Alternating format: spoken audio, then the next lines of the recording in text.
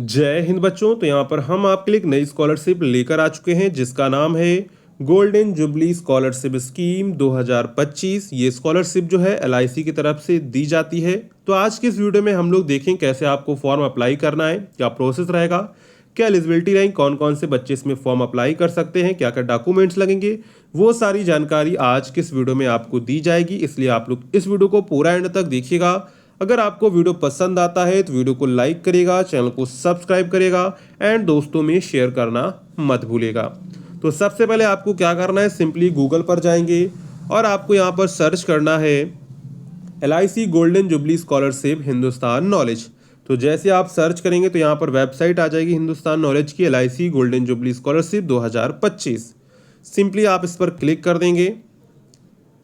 जैसे आप इस पर क्लिक करेंगे तो आपके सामने कुछ इस प्रकार का ये पेज खुल के आ जाएगा।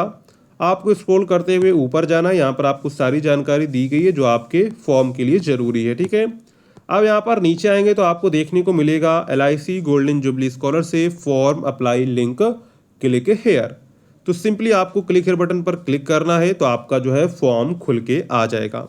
अब फॉर्म फिलअप करने से पहले आपको थोड़ी जानकारी दे देते हैं जो LIC की तरफ से आई हुई है। इसके बाद हम लोग फॉर्म फिलअप के प्रोसेस पर चलेंगे।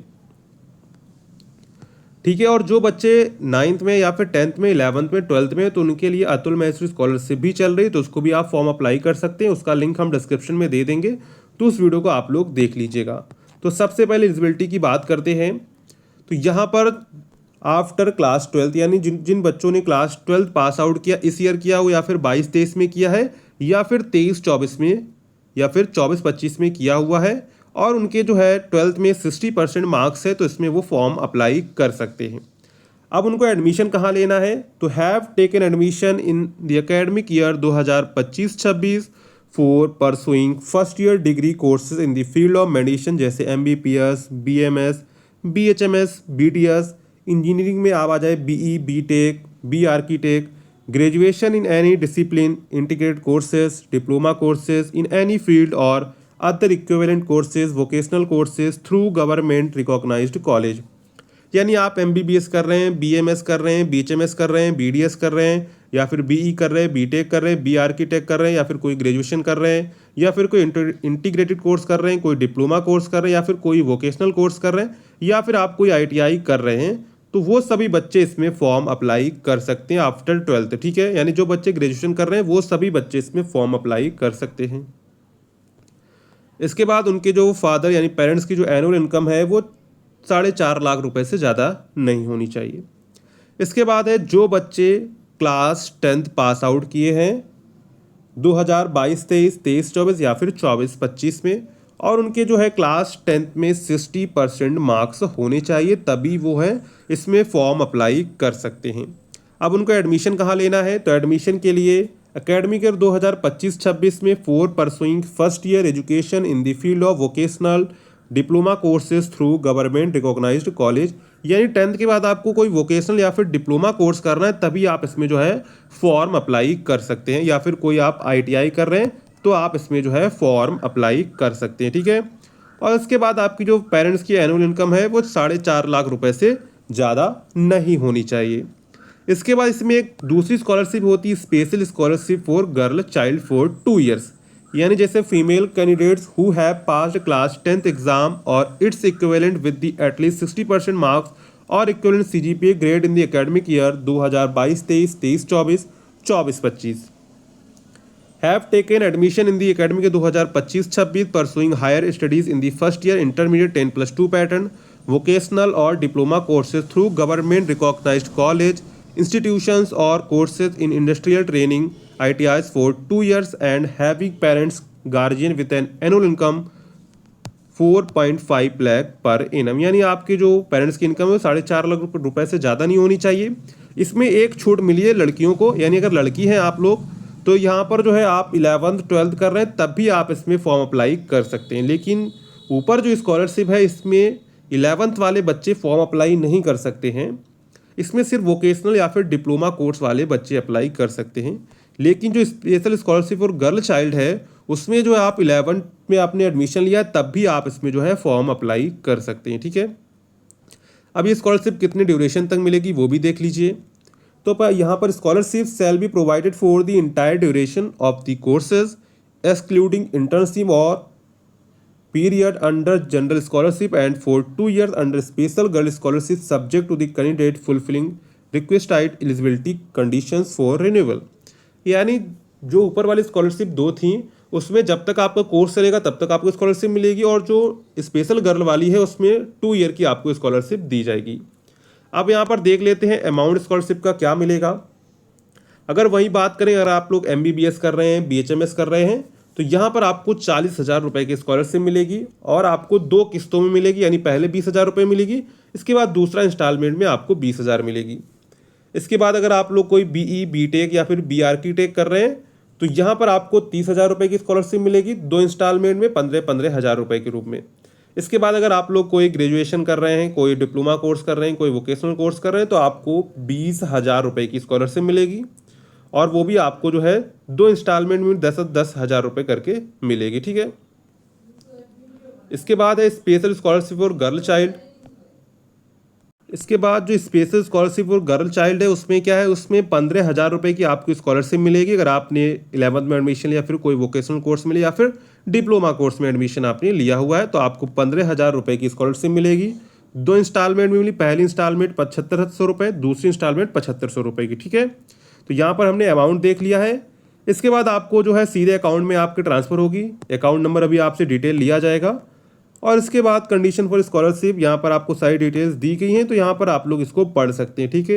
ये कोई ज़्यादा इंपॉर्टेंट नहीं है तो इसको आप यहाँ पर छोड़ रहे हैं। अब हम लोग चलेंगे फॉर्म अप्लाई प्रोसेस पर। अगर आपको इसको पढ़ना है तो आप जो है हमारी वेबसाइट पर पढ़ सकते हैं, नहीं तो आप LIC के ऑफिशियल वेबसाइट पर आएंगे तो नीचे आपको जो है LIC गोल्डन जुबली स्कॉलरशिप मिल जाएगी, तो वहाँ से आप लोग इसको पढ़ सकते हैं। ठीक है।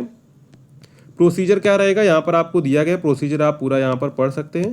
वैसे कोई ज़रूरी नहीं, इसका कोई इंपॉर्टेंस नहीं है ज़्यादा। आप चलते हैं फॉर्म अप्लाई पर। फॉर्म आपको कैसे आना है इस पेज पर हमने आपको बता दिया है। आपको सबसे पहले स्टेट सेलेक्ट करना, आप किस स्टेट से हैं। ठीक है। तो यहाँ पर जैसे मान लीजिए आप उत्तर प्रदेश से हैं, उत्तर प्रदेश कर लिया। इसके बाद आपको डिस्ट्रिक्ट चूज़ करना है, जो भी आपका डिस्ट्रिक्ट हो आपको चूज़ कर लेना है। इसमें सभी स्टेट के बच्चे अप्लाई कर सकते, आप किसी भी स्टेट से हो। ठीक है। झारखंड, बिहार, उत्तर प्रदेश, राजस्थान। ठीक है। तो यहाँ पर जैसे मान लीजिए कानपुर नगर कर लेते हैं। इसके बाद यहाँ पर आपको फर्स्ट नेम डालना है, इसके बाद सर नेम डालना है, यानी कि लास्ट नेम डालना है।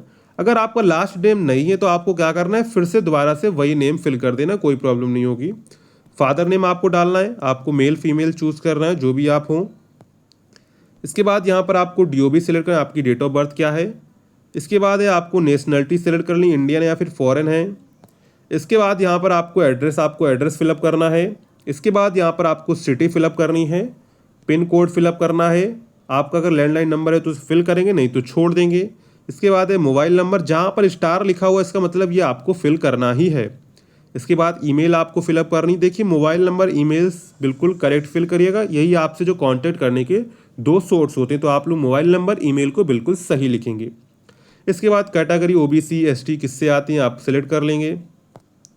इसके बाद आपने apply for after completing 10th पास किया, फिर 12th डिप्लोमा किया हुआ है तो आपको यहाँ पर सिलेक्ट करना है। इसके बाद कर लिया हमने यहाँ पर 10th सेलेक्ट। इसके बाद educational stream purpose to pursue, तो यहाँ पर डिप्लोमा कोर्स कर रहे हैं या फिर वोकेशनल इंटीक, अगर आप 11th करें तो अदर्स करेंगे। इसके बाद कोर्स नेम यहाँ पर आपको लिख देना है 10, अगर आप 11th कर रहे हैं तो आपको क्या लिखना है 10+2, क्या लिखना है 10+2। ठीक है। इसके बाद कोर्स का ड्यूरेशन क्या आपको सिलेक्ट करना है, तो यहाँ पर 2 year का होता है। इसके बाद एनुअल इनकम ऑफ फैमिली आपकी कितनी है वो यहाँ से आपको सिलेक्ट कर लेनी है।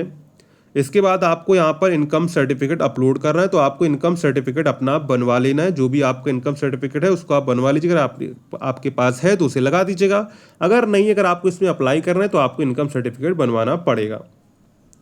इसके बाद यहाँ पर आपको देखिए यूनिवर्सिटी बोर्ड, यानी आपने 10th किससे पास किया उसका आपको यहाँ पर बोर्ड का नाम लिखना है। ठीक है। इसके बाद आपने कब पास किया हुआ, 22-23 में, 23-24, 24-25 में कर लेंगे। इसके बाद यहाँ पे आपकी कितनी परसेंटेज आई वो आपको फिलअप करनी है। इसके बाद यहाँ पर आपको मार्कशीट अपलोड करनी है। ईयर ऑफ एडमिशन 2025-26 ही आपका रहेगा। इसके बाद ये आपको अपलोड प्रूफ ऑफ एडमिशन, यानी एडमिशन आपको प्रूफ अपलोड करना है, यानी कि आपको अपने स्कूल की रसीद, यानी जब आपने एडमिशन लिया होगा तो आपने फीस सबमिट की होगी तो आपको एक रिसीप्ट मिली, यानी रसीद आपको मिली होगी, तो वो रसीद यहाँ पर आपको अपलोड कर देनी है। आपके पास कोई अदर प्रूफ है तो वो भी आप अपलोड कर सकते हैं, कोई ज़रूरी नहीं कि आपको रसीद ही अपलोड करनी है। इसके बाद है any of your family member currently receiving applying for LIC golden jubilee scholarship. अगर आपकी किसी घर में किसी को ये स्कॉलरशिप मिल रही है तो आप यस करेंगे, नहीं मिल रही है तो नो कर देंगे। इसके बाद are you receiving any other scholarship, अगर आपको कोई मिल रही है तो आप कर देंगे, वैसे आपको इसको क्या करना, नो ही रखना है। इसके बाद यहाँ पर आपको IFSC कोड फिलअप करना है, बैंक अकाउंट का नेम फिलअप करना है, ब्रांच नेम फिलअप करनी है, अकाउंट नंबर फिलअप करना है, और आपको जो है last 4 digit of Aadhaar number के, आपको जैसे मान लीजिए आपका आधार नंबर है 256526 और 265, तो यहाँ पर जो लास्ट के 4 डिजिट हैं ये आपको यहाँ पर फिलअप करने हैं, ठीक है। इसके बाद यहाँ से आपको इसको टिक कर लेना है तीनों को। इसके बाद क्या करना है, इसके बाद आपको यहाँ से इसको सबमिट कर देना है। तो जैसे आप सबमिट करेंगे तो आपको वहाँ पर एक रजिस्ट्रेशन नंबर मिल जाएगा, ठीक है। उस रजिस्ट्रेशन नंबर का स्क्रीनशॉट खींच लें, नहीं तो आप कहीं पर इसको लिख कर रख लेंगे।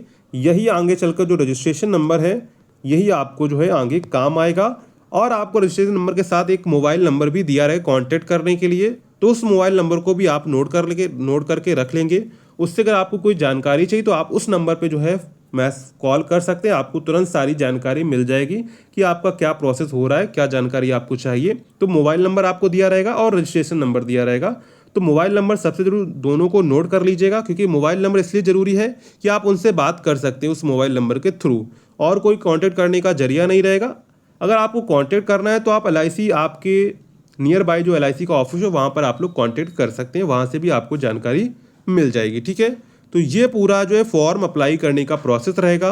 अगर आपको ये वीडियो पसंद आई है तो वीडियो को लाइक करिएगा, चैनल को सब्सक्राइब करिएगा, एंड वीडियो को अपने दोस्तों में शेयर करना मत भूलिएगा, ठीक है।